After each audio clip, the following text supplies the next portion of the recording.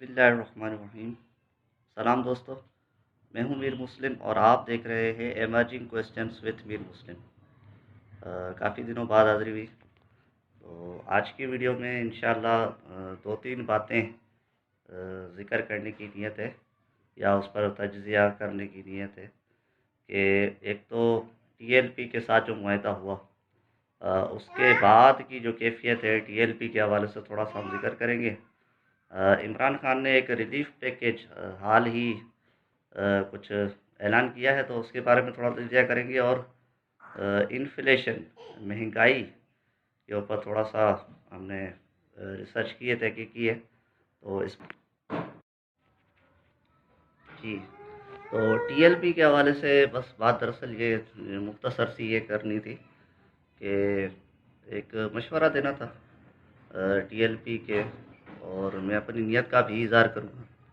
वो ये कि देखें, टीएलपी के साथ जिस तरीके से मुआहदा हुआ है और ये देखने में आ रहा है कि मुआहदे पर अमल दरामद भी हो रहा है और मामला जो है वो अच्छी तरफ जा रहे हैं।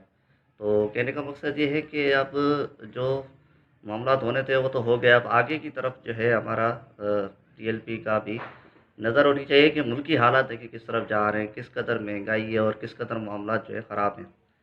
तो इस बारे में टीएलपी को अपना एक कहते हैं कि मंशूर पेश करना चाहिए, अल्टरनेटिव पेश करना चाहिए कि देखिए, इमरान खान के बारे में जैसे हम बात करते हैं कि उनको अगर कोई मकबूलियत हासिल हुई थी, तो उसकी बुनियादी वजह यही थी कि लोगों के पास और कोई ऑप्शन नहीं था। ये टू पार्टी सिस्टम था मुल्क में। एक तो पीपल्स पार्टी और दूसरा जो है पीएमएलएन, ये दो। तो लोगों के पास कोई ऑप्शन नहीं था, तो जब ये तीसरा ऑप्शन उभर कर आया इमरान खान की सूरत में, तो लोगों ने इसको अवेल करने की कोशिश की, और जो थोड़ी बहुत उम्मीद है तो वो इसी वजह से थी कि लोगों ने अल्टरनेटिव एक चेंज, एक तब्दीली, उसको देखकर जो है काफ़ी सारे मीडिया पर्सन्स ने भी सपोर्ट किया। तो कहने का मकसद ये है कि लोग जो है अल्टरनेटिव ढूंढने की कोशिश करते हैं। तो टीएलपी अभी हमारे सामने है कि मजहबी जमातों से भी, जो इतने सालों से जो सियासत में रहे हैं, उनसे भी ज़्यादा जो है वोट टीएलपी ने हासिल किए हैं। तो कहने का मतलब एक उम्मीद की एक किरण जागी है कि क्या ये अगला अल्टरनेटिव हो सकता है। और ज़ाहिर सी बात है, बहुत आगे तक जाना है और बहुत अहम तरीन किरदार जो है अभी तक अदा किया और आगे भी अदा करने की टीएलपी कोशिश करेगी। मेरी सिर्फ तजवीज़ इतनी थी कि देखें, जिस जो मामलात हैं हमें दरपेश, पाकिस्तान को महंगाई है, आईएमएफ है, फेटफ है, खारजा पॉलिसी है, दाखिला पॉलिसी में और बहुत सारे मामलात हैं। तो इस बारे में टीएलपी के पास क्या लायहा अमल है, और इसमें मैं भी ये नियत करता हूँ कि महंगाई है, मुल्कों पर कर्ज़ा है और मिसमैनेजमेंट है। तो अब से इंशाल्लाह मेरी भी कोशिश ये होगी कि मैं गौर करूँ, अपनी जितनी भी मेरे पास सलाहियत है मैं भी इंशाल्लाह तहकीक करूँगा कि एक मुतबादिल निज़ाम, जिसको हम इस्लामी निज़ाम या निज़ाम मुस्तफ़ा भी कह सकते हैं, ये पहले भी नाम आ चुके हैं, लेकिन इसमें एक मॉडर्न और एक ओल्ड ऐसी बातें जिसको हम छोड़ ही नहीं सकते, जो तो इस्लाम की बेसिक्स हैं उनको तो हमें लेकर चलना है। लेकिन जो हालात जिस तरीके से जो मॉडर्न जो हालात जदीदा हैं, उनको किस तरीके से कैटर करेंगे, तो इस पर भी एक बहुत ज़्यादा तहकीक और अहले इल्म को कोशिश करनी है। तो ज़ाहिर सी बात है कि इस निज़ाम को हमने पढ़ना है कि इस निज़ाम में ख़राबियाँ क्या हैं। तो जो निज़ाम में ख़राबियाँ हैं उनको हमने आइडेंटिफ़ाई करना है, और उसकी जगह हाल ही में इमरान खान ने जो है एक रिलीफ़ पैकेज का ऐलान किया है 130 अरब रुपए का, जिसमें 3 चीज़ें हैं, दाल है, आटा है, और भी कोई एक चीज़ है। वो सब्सिडी जो है बहुत जो गरीब लोग हैं उनको दी जाएगी। अब कैसे दी जाएगी उसका मेकेनिज़्म अभी तक वाज़ेह नहीं हुआ है कि वो किस तरीके से गरीबों तक पहुँचेगी, और गरीब से मुराद क्या है। तो कहने का मकसद ये है कि उन्होंने अल्टरनेटिव दिया है। मेरा एक सादा सा सवाल अहले इल्म की बारगाह में कि इस साल जो है वो क्रॉप्स जो हैं, इस गंदम बहुत ज़्यादा, यानी कि हमारी बम्पर क्रॉप हुई है। शक्कर, चीनी हमारे पाकिस्तान में इस साल बम्पर क्रॉप हुई है। कपास बम्पर क्रॉप्स हुई है। एग्रीकल्चर तो हम तरक्की में कर रहे हैं, ये गवर्नमेंट भी कह रही है।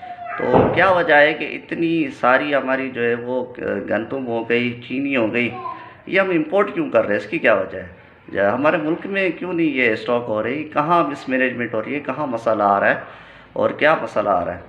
तो एक तो ये सवाल था कि अच्छा, गवर्नमेंट का काम यही होता है ना, महंगाई को कंट्रोल करना। ना कि ये थोड़े बहुत 100-150 अरब रुपए सब्सिडी या खैरात देना। अगर ये महंगाई को कंट्रोल कर लेते, अभी हालिया दिनों में एक और बात आई थी कि 850 अरब नैब ने कमी पेशी जो है, आप मुझे माफ़ कीजिएगा, 850 अरब मैंने सुना है कि नैब ने रिकवर किए हैं और सिर्फ 6 अरब जो है वो ख़जाने में जमा करवाए, बाकी कहाँ गए कुछ पता नहीं।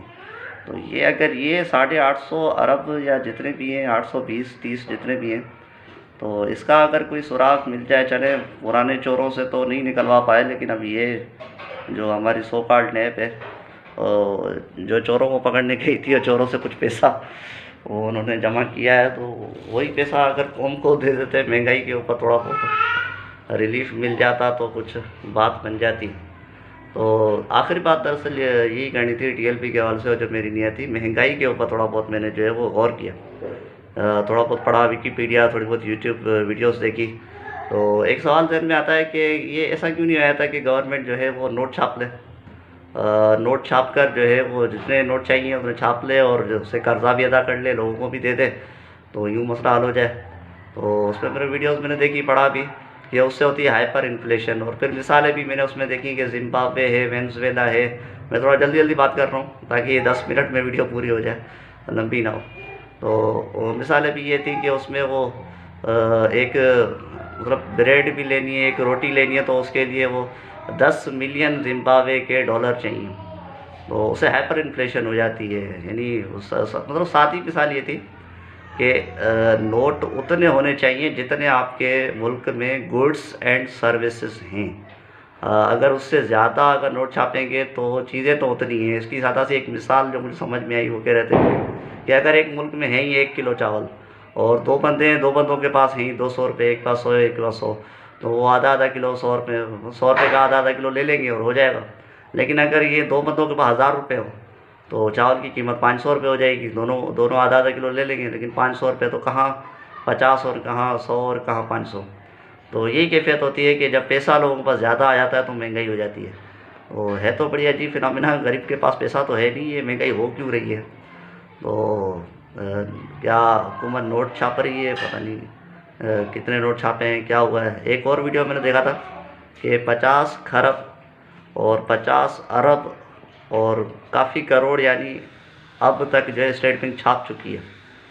तो ये भी मैं समझने की कोशिश कर रहा हूँ, और आप भी रहनुमाई फरमाइएगा अगर कि आपके पास इसका जवाब हो कि हुकूमत किस बिहाफ पर जो है इतने नोट छापती है। सोना तो इतना नहीं होता होगा ना, मुझे नहीं लगता पाकिस्तान में इतना सोना होता होगा। तो इस पर भी मैंने तहकीक की, तो वो यही कह रहे थे कि गुड्स एंड सर्विसेज, ये जो मुल्क जितना ज़्यादा पैदा करता है उतने ही वो नोट छाप सकता है। तो 50 खरब और 50 अरब इतने नोट छप चुके हैं। तो ये भी देखने वाली एक बात थी। फिर मैंने ये गौर किया कि ये डॉलर की जो है वो 170 से अभी थोड़ा कम आया, नीचे है। तो हमारी जो करेंसी होती है वो डॉलर के मुकाबले में इसको तय कौन करता है। तो फिर मैंने ढूंढा कि इसके पीछे इंटरनेशनल बैंक ऑफ सेटलमेंट, ये एक इदारा है जो मुल्कों की जो है इकोनॉमी को देखता है, एक्सपोर्ट देखता है, और उस बिहाफ पर वो जो है तय करता है कि इसकी डॉलर के मुकाबले में उसकी वैल्यू इतनी होनी चाहिए। तो उस हिसाब से जो है वो उसको दे देते हैं कि उस बिहाफ पर उसकी यानी इतना रेट होना चाहिए डॉलर के मुकाबले में। बहुत सारे कर्जा वर्जा ये वो देख के भी वो अंदाज़ा लगाते हैं कि इतना जो है वो डॉलर के मुकाबले में उस करेंसी की इतनी वैल्यू होनी चाहिए। यानी पाकिस्तान की 170 रुपये, इंडिया की शायद 100 रुपये का एक डॉलर है शायद, इस तरीके से। तो कहने का मकसद ये है कि फिर सवालात कुछ उठते हैं, ये जो लोग तय करते हैं करेंसी की वैल्यू, तो कुछ सवाल जहन में आते हैं कि स्कैंडिनेविया कंट्रीज़ हैं, वहाँ तो घास भी नहीं उगती। फिनलैंड, डेनमार्क, ये इतने ठंडे मुल्क होते हैं, वहाँ तो घास भी नहीं उगती, ना वहाँ मादनियात है ना पेट्रोल है। उसके बावजूद भी उनकी करेंसी हमसे तगड़ी है। वो क्या पैदा कर रहे हैं, वो तो कुछ नहीं पैदा कर रहे, फिर उनकी करेंसी हमसे ज़्यादा कैसे है। यानी देखा जाए तो मादनियात जो है हमारे पास बहुत ज़्यादा है, इतना सोना है, इतना बहुत सारी चीज़ें हैं। अगरचे वो बाहर नहीं निकली लेकिन हैं तो बहुत सारी चीज़ें।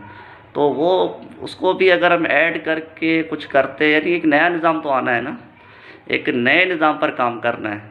तो इस पर इंशाल्लाह मज़ीद भी हम तहकीक करेंगे और इस सवाल का जवाब ढूंढने की कोशिश करेंगे कि पाकिस्तान में मादनियात तो बहुत हैं, कितना कोयला है, नमक की सबसे बड़ी दूसरे नंबर पर कान है हमारे पास।